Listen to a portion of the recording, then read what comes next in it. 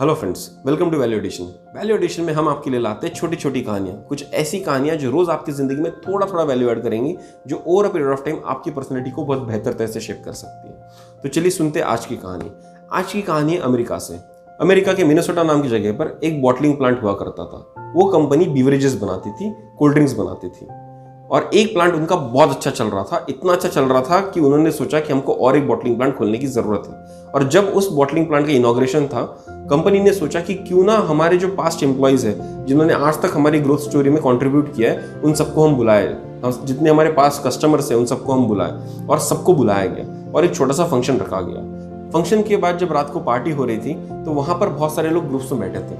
उसी तरह से एक ग्रुप था मैनेजर्स का ग्रुप, जहां पर पास्ट के मैनेजर्स और करंट मैनेजर्स बैठ के अपना एक्सपीरियंस शेयर कर रहे थे। तब जो एक करंट मैनेजर था उसने कहा, हमारी कंपनी बहुत बढ़िया कर रही है और हमारी कंपनी ने दूसरा बॉटलिंग प्लांट भी खोल लिया है, लेकिन हम इतना कोल्ड ड्रिंक बना तो लेंगे पर इसका डिस्ट्रीब्यूशन करने में एक बहुत बड़ी दिक्कत है। तो जो बाकी मैनेजर्स थे उन्होंने पूछा, बताओ ऐसी कौन सी दिक्कत आ रही है कि तुमको लग रहा है कि हम नहीं कर पाएंगे। वो बोलता है, कंपनी की एक पॉलिसी है, उस पॉलिसी के तहत डिस्ट्रीब्यूशन करना सच में एक चैलेंज है। सब लोग पूछते हैं, कौन सी पॉलिसी? वो बोलता है, एक पॉलिसी है जिसके तहत ये लिखा गया है कि मंडे के दिन आप फास्ट डिलीवरीज कर सकते हो और फ्राइडे के दिन आपको सिर्फ शॉर्ट डिलीवरीज ही करनी है। मतलब अगर मुझे कोई सामान बहुत दूर भेजना है तो वो सिर्फ मैं मंडे कर सकता हूँ। मुझे अगर सामान बहुत पास भेजना है तो वो सिर्फ मैं शुक्रवार को कर सकता हूँ, मैं किसी और दिन कर नहीं सकता। इस पॉलिसी की वजह से इतनी तकलीफ होती है कि कस्टमर हमको पूछते रहता है पर हम माल उनको दे नहीं पाते। वो बोलता है कि मुझे समझ ही नहीं आ रहा ऐसी पॉलिसी हमने क्यों बनाई। तो उससे 20 साल पहले जो सेम काम करने वाला एक मैनेजर था, वो बोलता है, हमारे समय पर भी सेम कंस्ट्रेंट्स थे, लेकिन क्योंकि हमारी प्लांट की कैपेसिटी तब कम थी, तब इतनी दिक्कत गई नहीं। तो वो पूछता है, कोई और है जो मुझे बता सकता है ऐसी पॉलिसी हमने क्यों बनाई? तो एक बहुत पुराने मैनेजर जो तकरीबन 40 से 45 साल पहले उस कंपनी में काम करते थे, वो बोलते हैं, ये पॉलिसी शायद हमारे ग्रुप ने मिलकर बनाई थी और मैं आपको बता सकता हूँ कि ये पॉलिसी क्यों बनाई गई थी। वो मैनेजर बताते हैं, 1945 में जब अमेरिका वर्ल्ड वॉर 2 लड़ रहा था, उस टाइम पर फ्यूल के प्राइसेस बहुत बढ़ गए थे और कंट्री में फ्यूल राशनिंग भी लग गया था। फ्यूल मिलना बहुत मुश्किल हो गया था। उस टाइम पर कंपनी ने डिसाइड किया कि इंस्टेड ऑफ ट्रक्स हम लोग घोड़ा गाड़ी यूज करेंगे।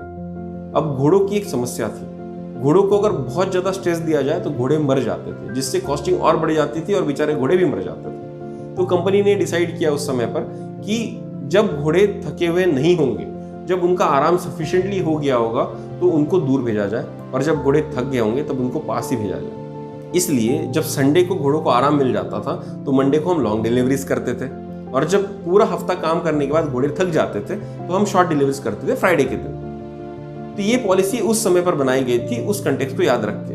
तो जो करंट मैनेजर होता है सर को हाथ लगा लेता। तो इतनी पुरानी पॉलिसी हम लोग आज भी फॉलो कर रहे हैं। आज तो ना फ्यूल राशनिंग है ना वर्ल्ड वॉर चल रहा है, और हमको हमारी पॉलिसीज चेंज करने की जरूरत है। दूसरे दिन जैसे ही ऑफिस जाता है, पहले प्रपोजल रखता है कि पॉलिसी चेंज की जाए। तो दोस्तों, हमने इस कहानी से क्या सीखा? हमको इस कहानी से सीखना चाहिए कि परंपराएं अच्छी होती।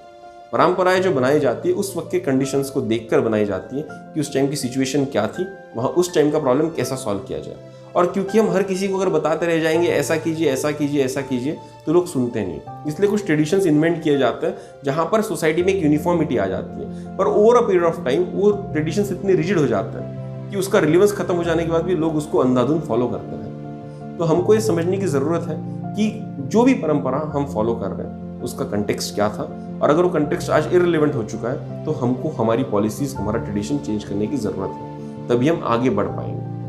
हमारे जिंदगी में ऐसी बहुत सारी घटनाएं जुड़ी होंगी जो परंपरा और ट्रेडिशंस के बीच है। परंपराओं को समझिए, उनका मतलब समझिए, अच्छा है फॉलो कीजिए, नहीं है तो बदलाव लाइए, क्योंकि बदलाव ही सबसे बड़ा सत्य है। तो दोस्तों, उम्मीद करते हैं इस कहानी ने आपकी जिंदगी में एक थोड़ा सा वैल्यू ऐड किया होगा।